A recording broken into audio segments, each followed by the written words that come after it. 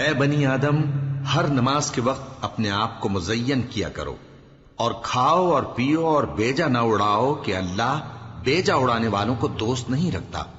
پوچھو تو کہ جو زینت و آرائش اور کھانے پینے کی پاکیزہ چیزیں اللہ نے اپنے بندوں کے لیے پیدا کی ہیں، ان کو حرام کس نے کیا ہے؟ کہہ دو کہ یہ چیزیں دنیا کی زندگی میں بھی ایمان والوں کے لیے ہیں اور قیامت کے دن صرف انہی کا حصہ ہوں گی۔ اسی طرح اللہ اپنی آیتیں سمجھنے والوں کے لیے کھول کھول کر بیان فرماتا ہے۔ کہہ دو کہ میرے پروردگار نے تو بے حیائی کی باتوں کو ظاہر ہوں یا پوشیدہ، اور گناہ کو اور ناحق زیادتی کرنے کو حرام کیا ہے، اور اس کو بھی کہ تم کسی کو اللہ کا شریک بناؤ جس کی اس نے کوئی سند نازل نہیں کی، اور اس کو بھی کہ اللہ کے بارے میں ایسی باتیں کہو جن کا تمہیں کچھ علم نہیں۔ اور ہر ایک امت کے لیے موت کا ایک وقت مقرر ہے،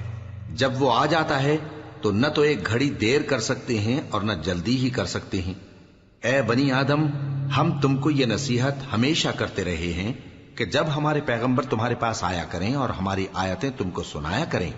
تو ان پر ایمان لایا کرو، کہ اب جو شخص ان پر ایمان لا کر اللہ سے ڈرتا رہے گا اور اپنی حالت درست رکھے گا تو ایسے لوگوں کو نہ کچھ خوف ہوگا اور نہ وہ غمناک ہوں گے۔